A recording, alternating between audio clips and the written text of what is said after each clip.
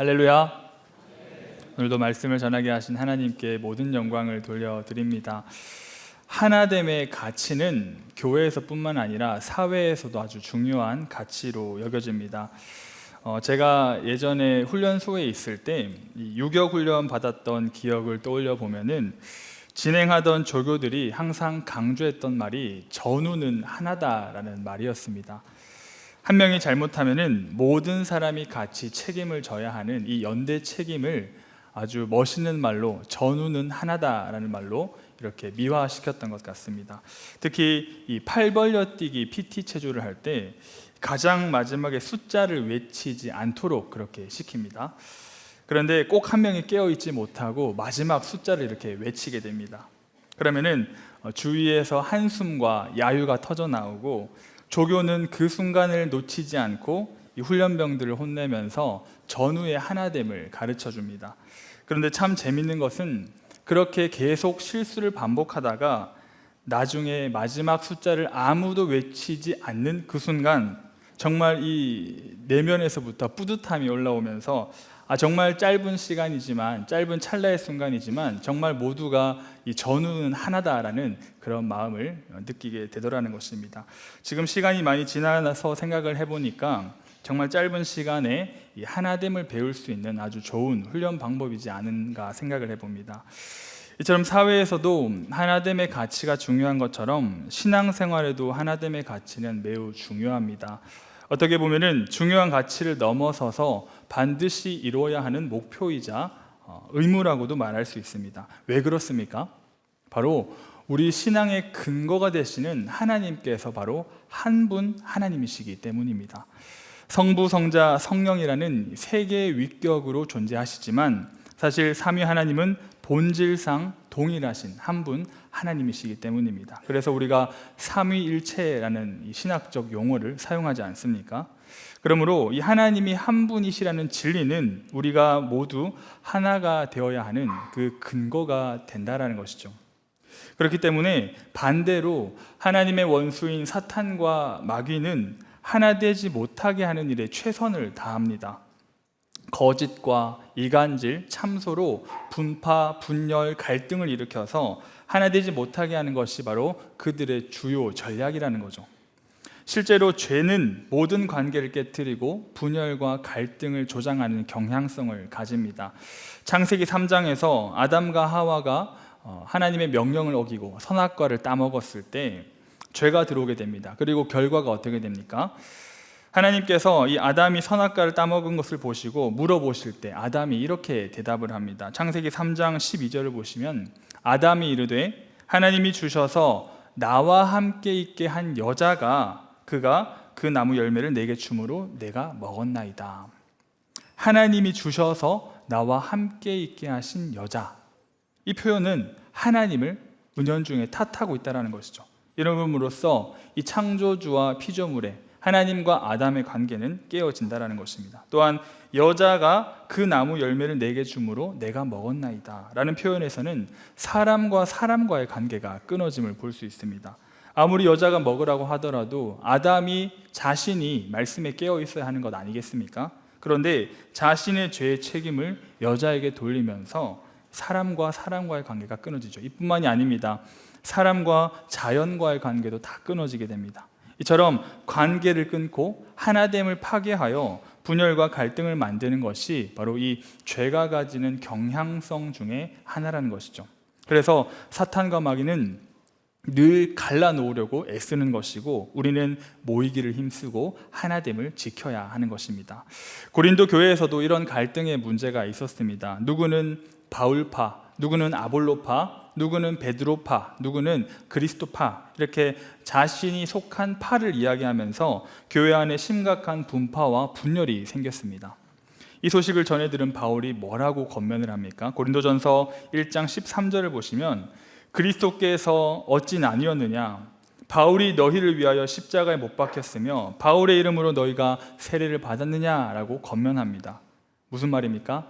아니, 너희를 구원하신 그리스도가 한 분이신데 누가 누구 파인지 무슨 헛소리를 하는 것이냐라고 얘기를 하는 거죠. 그러면서 10절 말씀처럼 권합니다. 형제들아, 내가 우리 주 예수 그리스도의 이름으로 너희를 권하노니 모두가 같은 말을 하고 너희 가운데 분쟁이 없이 같은 마음과 같은 뜻으로 온전히 합하라라는 최종적인 권면을 줍니다. 나뉘지 말고 같은 말, 같은 마음, 같은 뜻으로 온전히 합하라라고 권면하는 바울입니다. 이처럼 성경은 신앙생활에서 하나됨이 너무나도 중요하다는 사실을 끊임없이 강조하고 있습니다. 우리는 오늘 우리가 이 청장년 연합 예배를 드리는 이유 중에 하나도 바로 이 교회의 하나됨의 가치를 지켜야 하기 때문이라는 것이죠. 이러한 목적을 가지고 오늘 설교는 에베소서 말씀을 통하여 하나됨에 대하여 크게 세 가지를 살펴보고자 합니다. 첫 번째는 교회의 하나됨을 지켜야 하는 근거가 무엇인지, 두 번째는 교회의 하나됨을 지킬 수 있는 방법은 무엇인지, 세 번째는 교회의 하나됨을 진정으로 지키게 하는 주체가 누구인지를 오늘 말씀을 통하여 살펴보고자 합니다. 청년과 장년이 그리고 우리 다음 세대가 연합하여 드리는 이 찬양 예배 가운데 주시는 말씀과 올려드리는 기도와 찬양을 통하여 다시 한 번 더 교회의 하나됨을 힘써 지키는 우리 신반포교회 되기를 예수님의 이름으로 간절히 축원드립니다. 많은 사람들이 교회가 하나 되는 것은 필수가 아니라 선택이라고 생각들을 합니다. 하나가 되면 참 좋겠지만 하나가 되지 못하더라도 어쩔 수 없다라는 생각을 한다는 것이죠. 이렇게 생각하는 이유는 교회 안에 하나 되고 싶지 않은 사람이 있는 것입니다. 가까이 하기 싫고 품기 싫고 사랑하기 싫은 사람이 교회에 있기 때문에 이러한 생각들을 한다는 것이죠. 그래서 이 문제를 어떻게 해결하려 합니까? 편한 사람만 하고만 어울리려고 합니다. 하나 되기 어려운 사람은 굳이 하나 될 필요가 없다라고 생각을 하고 적당히 거리를 두거나 피하게 됩니다. 심지어 등을 돌리기도 합니다. 그런데 교회의 하나됨에 대하여 이렇게 생각하고 또한 이런 식으로 문제를 해결하려 하는 것은 바로 이 교회의 하나됨을 필수, 의무가 아니라 선택사항이라고 생각하기 때문입니다. 애초에 하나님께서는 우리 모두를 다 각기 다른 존재로 지으셨습니다. 그래서 교회를 그리스도를 머리로 하는 한 몸, 한 지체라고 표현을 하지 않습니까?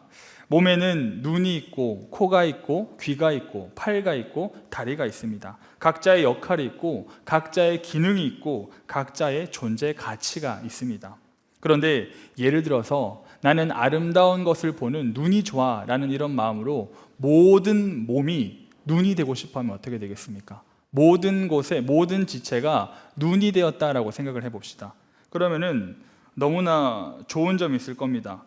예배 시간에 누가 저렇게 옆에서 휴대폰을 안 끄고 삐리리 울려도 고개를 돌려보지 않아도 이렇게 볼 수 있는 그런 장점이 있겠죠. 설교를 하면서 제가 이 옆을 보지 않아도 우리 찬양대에서 말씀을 잘 들으시겠지만 잘 들으시는지 확인할 수 있을 것입니다. 그런데 그러면서 운전할 때도 어떻습니까? 백미러도 필요 없고 블랙박스도 필요 없을 수도 있습니다. 얼마나 좋습니까? 그런데 누가 핸들을 잡고 누가 엑셀을 밟겠습니까? 운전 자체가 불가능하다는 것이죠. 또 예를 들어서 향기로운 냄새를 맡는 코가 좋다고 해서 다 코가 이 몸의 지체가 되었다고 생각을 한번 해봅시다. 그러면은 이 신반포역 출구를 나오자마자 오늘 주일 교회 점심이 무엇인지 바로 알아맞힐 것입니다. 남서울교회 반찬이 무엇인지 예배드리면서도 맞출 수 있을 것이라는 거죠. 그런데 코만 있으면 어떻게 되겠습니까? 먹지를 못하지 않겠습니까?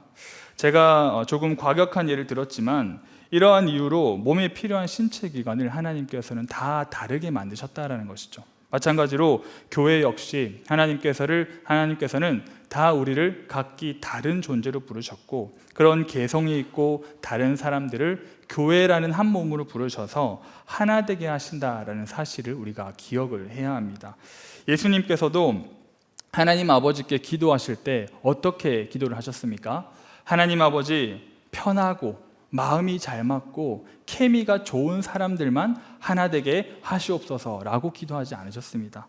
요한복음 17장 21절과 22절 말씀을 보시면 아버지여, 아버지께서 내 안에 내가 아버지 안에 있는 것 같이 그들도 다 하나가 되어 우리 안에 있게 하사 세상으로 아버지께서 나를 보내신 것을 믿게 하옵소서. 내가 주신 영광을 내가 그들에게 주었사오니 이는 우리가 하나 된 것 같이 그들도 하나 되게 하려 함이니이다 라고 기도하셨습니다. 그들 모두가 내 안에서 그리고 하나님 안에서 하나 되게 하소서라고 기도를 하셨다라는 거죠. 이것은 교회의 하나됨이 선택이 아니라 필수 의무사항이라는 것을 주님께서 말씀하시는 것입니다. 오늘 우리가 읽은 말씀에서도 하나됨이 필수임을 증거하고 있는데요, 에베소서 4장 1절과 3절 말씀을 연결해서 보면 이렇게 이야기합니다. 그러므로 주 안에서 갇힌 내가 너희를 권하노니 너희가 부르심을 받은 일에 합당하게 행하여 하고 중간 내용이 나오고 3절 끝에 가면은 하나 되게 하신 것을 힘써 지키라 라고 이야기하죠. 즉 우리가 하나님께 부르심을 받은 하나님의 자녀라면은 우리는 힘써 하나됨을 지켜야 한다는 것입니다. 하나님께서는 우리를 성도로 부르셨습니다. 그리고 교회로 부르셨습니다. 그러므로 우리는 이 부르심에 합당하게 행해야 한다는 것이죠. 우리를 죄와 사망 가운데 건져내어서 영원한 생명과 의롭다라고 여겨주시는 이 모든 것들은 바로 주님 안에서 우리가 하나 되기 위하여, 마디마디가 서로 연결되어 그리스도 예수 안에서 함께 지어져 가는 그런 하나의 성전이 되기 위하여 우리를 부르셨다라는 것입니다. 다시 말해 이 하나됨은 선택이 아니라 의무이자 책임이며 우리가 부르심을 받았다는 이 사실이 교회의 하나됨을 지켜야 하는 근거가 된다는 것입니다. 사랑하는 여러분, 조금 불편하더라도 교회의 하나됨을 위하여 또한 부르심에 합당하게 행하기 위하여 사랑으로 품으시고 교제하시길 바랍니다. 용서하기 힘들더라도 하나님의 말씀을 기억하고 하나됨을 위하여 용서하고 용납해 주시기 바랍니다. 조금 껄끄럽더라도 하나됨을 위하여 품고 배려해 주시길 바랍니다. 이것은 성도로 부르신 우리 청년들과 장년들을 포함하여 또한 영아부터 시니어까지 이르기까지 또한 각 부서와 위원회에도 동일하게 적용이 되어야 할 것입니다. 그런데 참 놀랍고 감사한 것은 이렇게 하나 되어라 라는 말씀에 순종하며 나아갈 때 주님께서 나를 얼마나 사랑하셨는지를 깨닫게 되더라라는 것이죠. 결코 사랑받을 수 없는 존재인 나를 하나님께서 어떻게 사랑하셨는지를 그제서야 깨닫게 된다는 것입니다. 부모가 되어야지 부모님의 마음을 안다라는 그 말처럼 우리가 하나 되기 힘들지만 그 하나됨을 위하여 품고 배려하고 사랑할 수 없는 사람을 사랑하며 나아갈 때 그제서야 주님께서 내게 베푸신 사랑이 얼마나 크고 놀라운지를 깨닫게 된다는 것입니다. 이것을 기억하며 교회의 하나됨을 힘써 지키는 저 여러분들 되시기를 예수님의 이름으로 간절히 축원드립니다. 이렇게 교회의 하나됨을 힘써 지키는 것이 교회로 부르심을 받은 성도들의 의무라는 것을 우리가 알았습니다. 그렇다면 어떤 방법으로 이 교회의 하나됨을 지킬 수 있을까요? 오늘 말씀 에베소서 4장 2절 말씀을 우리 가지고 계신 성경을 통하여 함께 한번 읽어볼까요? 에베소서 4장 2절 말씀을 우리 한 목소리로 한번 읽어보겠습니다. 시작. 모든 겸손과 온유로 하고 오래 참음으로 사랑 가운데서 서로 용납하고. 오늘 말씀이 가르쳐주는 하나됨의 첫 번째 방법은 바로 겸손과 온유입니다. 겸손이라는 것은 이 마음의 낮아짐을 의미합니다. 단순히 외적으로만 겸손한 모습을 보이는 것을 말하는 것이 아니라 정말 이 마음가짐이 낮아지는 것, 제일 먼저는 하나님 앞에 그리고 사람들 앞에. 왜냐하면 겉으로는 겸손해 보이는 척 할 수는 있지만 마음이 여전히 교만한 사람들도 있기 때문입니다.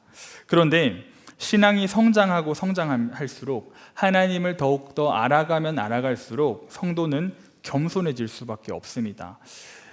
처음에 구원받았을 때 이 죄 가운데, 죄의 늪 가운데 우리가 건짐을 받지 않습니까? 그런데 제일 처음 우리가 예수님을 믿고 구원받았을 때는 자기가 얼마나 추악한 죄를 저질렀는지, 자기가 얼마나 비참한 상태에 있는지를 잘 깨닫지 못합니다. 그런데 어떻게 됩니까? 신앙생활을 하면서 하나님께 더 가까이 갑니다. 하나님께 더 가까이 가면 갈수록 그 하나님의 빛이, 빛 대신 하나님이 너무나 밝고 태양보다 더 밝은 너무나 밝은 빛이기에 하나님께 가까이 가면 가까이 갈수록 내가 얼마나 비참한 존재인지, 내가 얼마나 죄성이 가득한 존재인지, 내가 얼마나 죄가 덕지덕지 묻은 존재인지를 하나님께 가까이 가면 갈수록, 신앙이 성장하면 성장할수록 깨닫게 된다는 것이죠. 그럼 어떻게 되겠습니까? 더 하나님 앞에 겸손해질 수밖에 없다라는 것입니다. 그리고 우리가 겸손해야 하는 더 확실한 근거가 있습니다. 그것은 바로 예수님께서 겸손을 보여주셨기 때문입니다. 빌립보서 2장 5절부터 8절까지 말씀을 보시면 예수님의 겸손이 어떠한 겸손인지를 말해주시는데요. 제가 한번 읽어보겠습니다. 너희 안에 이 마음을 품으라. 곧 그리스도 예수의 마음이니 그는 근본 하나님의 본체시나 하나님과 동등됨을 취할 것으로 여기지 아니하시고 오히려 자기를 비워 종의 형체를 가지사 사람들과 같이 되셨고 사람의 모양으로 나타나사 자기를 낮추시고 죽기까지 복종하셨으니 곧 십자가에 죽으심이라. 쉽게 정리하면 이렇습니다. 전지전능하신 하나님께서 사람이 되신 이 성육신 자체가 너무도 큰 겸손이라는 거죠. 우리가 예를 들어서 사람이 개미의 마음을 알기 위하여 실제로 개미가 되는 것, 얼마나 낮아지는 것입니까? 그런데 이것보다 더 높고 큰 낮아짐이라는 것이죠. 피조물이 피조물의 마음을 이해하기 위해서 낮아지는 것보다 창조주가 피조물이 되기 위하여 내려오시는 것, 낮아지시는 것, 사람의 몸을 입으시고 성육신 되시는 것이 겸손 중에는 최고의 겸손이라는 것입니다. 그리고 이 땅에서도 사역하실 때 어떠셨습니까? 말 구유에서 태어나시고 머리 누일 곳이 없어서 정처 없이 나그네 생활을 하셨습니다. 억울하게 고난을 당하시고 핍박을 당하시고 이 모든 것들이 예수님의 겸손이었습니다. 그리고 이 모든 겸손의 최고 절정이 바로 죽기까지 복종하신 십자가에서 보게 된다는 것이죠. 예수 그리스도께서 이러한 겸손을 보여주셨다면 당연히 우리도 그리스도인으로 부르심을 받았기에 예수님처럼 겸손을 해야 한다는 것입니다. 이것이 바로 하나됨을 지키는 방법입니다. 또 겸손에 더하여 하나되기 위해서는 온유해야 합니다. 겸손 말고 온유함도 예수님의 성품인 것 잘 알고 계시지 않습니까? 마태복음 11장 29절에 보시면 예수님께서 말씀하시죠. 나는 마음이 온유하고 겸손하니 나의 멍에를 메고 내게 배우라. 그리하면 너희 마음이 쉼을 얻으리니. 그런데 이 온유라는 것은요, 단순히 부드러운 성품만을 이야기하는 것이 아닙니다. 힘이 없어서 유약하여서 비실비실한 그런 어떤 느낌의 부드러움이 아니라 정말 강한 힘과 능력이 있지만 그것을 절제함으로써 드러내지는 부드러움, 이게 바로 온유, 성경이 말하는 온유함의 정의입니다. 예를 들어보면 집에서 키우는 셰퍼드가 좋은 예가 될 것입니다. 주인이 집에 들어가면 어떻게 합니까? 꼬리를 살랑살랑 흔들면서 아주 부드러운 모습으로 주인을 맞이하고 이렇게 반갑게 인사를 합니다. 품에 안겨서 온갖 애교를 다 부립니다. 그런데 도둑이 집에 들면 어떻습니까? 인정사정 봐주지 않고 한 번 물면 끝까지 놓지 않는 셰퍼드를 우리가 생각해 보면 좋을 것 같습니다. 이 마치 충성과도 같은 힘이 있지만 그것을 절제할 수 있는 부드러움, 이것이 바로 온유함이라는 거죠. 그래서 예수님께서도 자신이 모욕을 당하고 억울함을 당할 때는 다 인내하셨습니다. 너무나 침뱉음을 당하고 온갖 모욕과 그런 모욕적인 언사를 당하고 핍박과 박해를 당했을 때 한마디도 하지 않으시고 그렇게 인내함으로 견뎌내셨습니다. 그런데 장사꾼들이 하나님의 성전을 더럽힐 때, 하나님의 영광을 가릴 때는 어떻습니까? 노끈으로 채찍을 만들어서 의로운 분노를 표출하시는 것이죠. 이것이 바로 예수님이 가지고 있는 온유함이라는 겁니다. 이처럼 교회 하나됨을 힘써 지키기 위해서는 우리가 예수님을 닮은 겸손과 온유함으로 나아가야 한다는 것이죠. 오늘 말씀이 가르쳐주는 두 번째 하나됨의 방법은 바로 오래 참음으로 사랑 가운데서 서로 용납하는 것입니다. 이 오래 참음과 사랑은 뗄래야 뗄 수 없는 불가분의 관계입니다. 오래 참는 것은 사랑이고 사랑하면은 그 사람을 오래 참기 때문입니다. 그래서 성경은 하나님의 성품을 다양하게 묘사하는데요, 하나님은 사랑이시니라 라는 표현도 있고 하나님은 노하기를 더디하시느니라 라는 표현도 있습니다. 또한 우리가 잘 아는 고린도전서 13장을 우리가 사랑장이라고 잘 알고 있죠. 그런데 여기서 사랑을 설명할 때 어떻게 설명을 하냐면은 제일 첫 시작이 바로 사랑은 오래 참고로 시작을 합니다. 그런데 제일 마지막에 어떻게 끝납니까? 사랑은 모든 것을 견디느니라. 사랑은 바로 오래 참고, 오래 참음으로 시작하여 모든 것으로 견디는 것으로 끝나는, 바로 이것이 사랑이라고 이야기한다는 거죠. 이러한 오래 참는 사랑의 자세로 서로 용납하고 용서하는 것이 바로 하나됨을 지키는 방법이다라고 에베소서 4장 2절이 얘기합니다. 어느 날 베드로가 예수님께 묻습니다. 주여, 형제가 내게 죄를 범하면 몇 번이나 용서하여 주리이까? 7번까지 하리이까? 라고 이렇게 베드로가 예수님께 묻습니다. 당시 유대인들은 이 자신의 어떤 종교적인 이런 행위들을 수치화하려는 그러한 습성이 있었습니다. 그래서 이 외경에 나오는데요, 벤시라라고 하는 이 선생은 2번까지만 용서하라라고 이렇게 가르쳤고, 또 다른 랍비들은 이웃의 범죄를 딱 3번까지만 용서하라라고 이렇게 가르쳤습니다. 이런 유대 전통을 알고 있던 베드로도 이 2번보다도 많고 3번보다도 많은, 그리고 이 당시 고대 근동에서 완전한 수로 생각되던 7번을 얘기하면서 7번이나 용서하면 되겠습니까? 라고 예수님께 아주 자신 있게 그렇게 물어봤다라는 거죠. 그러나 예수님께서 뭐라고 대답하십니까? 예수께서 이르시되 내게 이르노니 7번뿐만 아니라 7번을 70번까지도 할지니라 라고 얘기하십니다. 이 7번을 70번까지 용서하는 것은 단순히 계산해서 490번만 용서하라는 것이 아니라 무제한으로 용서하라라는 의미를 가지고 있습니다. 왜 무제한으로 용서를 하라고 하십니까?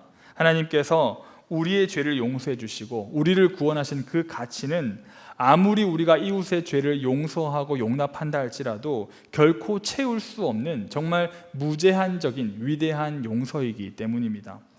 수치화를 해보면은 하나님께서 우리를 용서하신 것은 9,900조가 넘는데 왜 우리는 이웃의 100만 원도 용서하지 못하느냐라는 말인 거죠. 마치 10,000달란트 빚을 탕감받고도 친구의 100데나리온을 용서하지 못하는 자가 되어서는 안 된다라는 것을 주님이 말씀하고 계시는 것입니다. 우리가 하나님께 받은 만큼 성도를 사랑해야 하고 우리가 하나님께 받은 만큼 오래 참고 용납해야 합니다. 사실 잘 안 됩니다. 잘 안 되고 사랑이 우리에게 부족한 것이 사실입니다. 그래서 우리는 계속해서 하나님의 사랑으로 끊임없이 채워 나가야 할 것입니다. 말씀으로, 기도로 하나님의 사랑을 우리 가운데 계속해서 채워 나갈 때 우리가 상대방을 오래 참고 용서할 수 있습니다. 그래서 한 가지 팁을 드리자면은 교회 안에 있는 형제와 자매를 바라보면서 정말 이 형제의 이런 행동은 참기가 힘들다, 정말 이 자매의 이런 성격은 용납하기가 힘들다라는 생각이 들 때 마음속으로 이렇게 생각하셨으면 좋겠습니다. 하나님께서는 나를 얼마나 참아주셨는지, 하나님께서는 계속해서 반복하여 죄를 짓는 나를 얼마나 참아주고 용서하고 계시는지를 생각해 본다면 우리가 용서할 수 있다라는 거죠. 그리하여 예수님을 닮은 겸손과 온유함으로 또한 하나님께서 베푸신 오래 참음과 무한한 무제한적인 용서의 사랑으로 교회 하나됨을 힘써 지키는 우리 교회 되기를 예수님의 이름으로 간절히 축원드립니다. 지금까지 우리가 교회가 하나 되어야 하는 근거와 방법에 대해서 살펴보았는데요, 이대로만 잘 지켜 행하면 하나가 될 수 있을 것 같습니다. 그런데 여기서 에베소서 4장 3절은 아주 중요한 진리를 한 가지 더 가르쳐 주는데요, 4장 3절을 제가 읽어보겠습니다. 평안에 매는 줄로 성령이 하나 되게 하시는 것을 힘써 지키라. 하나 되게 하시는 것을 힘써 지키는 것이 맞는데 지금 3절에서 그 주체가 누구라고 이야기를 하고 있습니까? 우리가 아니라 바로 성령이 하나 되게 하신 것을 힘써 지키라 라고 말하고 있습니다. 사실 우리는 사랑할 수 있는 존재가 아닙니다. 누군가를 용서해 줄 수 있는 존재가 아닙니다. 누구를 오래 참을 수 있는 존재가 아니라는 것이죠. 우리 안에 있는 죄성은 결코 우리가 순수하게 사랑하고 용납하고 오래 참도록 가만 놔두지 않습니다. 그렇기 때문에 하나됨이 가능하게 하시는 주체가 누구인지를 우리가 먼저 깨달아야 한다는 것이죠. 그것은 바로 우리가 아니라 성령 하나님께서 하시는 일이라는 것입니다. 성령 하나님의 도우심으로 우리가 힘써 하나 되게 하신 것을 지켜야 하는 것입니다. 그런데 참 재미있는 것은 제가 아까 하나됨을 지킬 수 있는 방법들에 대해서 얘기를 했는데요. 겸손과 온유와 그리고 하나됨, 그리고 무엇이었죠, 여러분? 용서와 사랑으로 오래 참는 것, 이 모든 것들이 사실은 성령의 열매에 해당한다는 사실을 알고 계십니까? 갈라디아서 5장 22절을 보시면 사랑, 희락, 화평, 오래 참음, 자비, 양선, 충성, 온유, 절제. 에베소서가 말하는 이 교회의 하나됨을 지키는 방법들이 결국에는 성령의 열매를 얘기하고 있다는 것이죠. 이게 무슨 말입니까? 성령의 도우심이 없다면 우리는 결코 교회의 하나됨을 힘써 지킬 수 없다라는 것입니다. 조금도 겸손하거나 온유할 수 없고 조금도 오래 참거나 사랑하고 용납할 수 없으며 성령의 도우심이 없다면 하나 될 수 없다라는 것입니다. 그러므로 우리는 이렇게 늘 교회의 하나됨을 가능하게 하는 주체가 우리로부터 나오는 것이 아니라 성령 하나님의 도우심 가운데 나온다는 사실을 기억하면서 교회 하나됨을 힘써 지켜가야 할 것입니다. 한 가지 예화를 들려드리고 오늘 말씀을 마무리하고자 합니다. 아프리카 정글을 탐험한 학자들이 있었습니다. 그들은 그곳에서 한 가지 실험을 하게 되보는데요. 어떤 실험이냐면은 일정 지역을 통제한 후에 그곳에 사는 수많은 종류의 짐승들 중에서 한 종류씩 없애보는 것이었습니다. 가장 먼저 새를 없애보았습니다. 그랬더니 새소리가 없는 정글은 마치 이 공동묘지처럼 아주 적막한 숲이 되었다고 합니다. 그 다음에는 원숭이들을 다 쫓아내 보았다고 합니다. 이 나무 저 나무를 옮기면서 나뭇가지를 꺾고 숲을 망가뜨리는 것이 원숭이인 줄 알았는데 원숭이들이 떠난 숲은 오히려 이 숲과 나무들이 자라면서 서로 엉키고 썩어 들어가기 시작했다고 합니다. 마지막으로 징그러운 뱀들을 다 제거해 보았다고 합니다. 그런데 천적이 없어진 쥐들이 그 숲에서 판치고 날뛰기 시작했고 쥐들로 인해 해충을 잡아먹던 벌레들이 모두 없어져서 결국 숲이 병들고 죽어갔다라는 그러한 예화들을 보게 됩니다. 이 실험을 통하여 학자들은 놀라운 사실을 발견합니다. 하나님께서 만드신 것은, 하나님께서 만드신 이 우주 창조 자연은 모든 것이 공존할 때에 건강하고 질서가 잡힌다라는 사실, 하나님께서는 서로 돕고 공존하고 하나 되게 하심으로써 이 모든 것들이 존재하게 하신다라는 사실을 오늘 예화를 통하여 교훈을 얻게 됩니다. 서로 다름을 인정하고 교회의 하나됨을 지키라는 이 교훈을 우리가 다시 한 번 더 마음에 새겨야 할 것입니다. 그런데 어떤 방법으로 해야 됩니까? 겸손과 온유로, 오래 참음과 사랑과 용서로. 그러나 기억해야 할 것은 우리 힘으로 할 수 없기에 성령 하나님의 도우심을 통하여 하나됨을 지켜가야 할 것입니다. 오늘 말씀이 주는 이 교훈과 권면을 마음에 새기시면서 정말 주님께서 기뻐하시는 하나된 신부암포교회 공동체로 세워지기를 예수님의 이름으로 간절히 축원드립니다.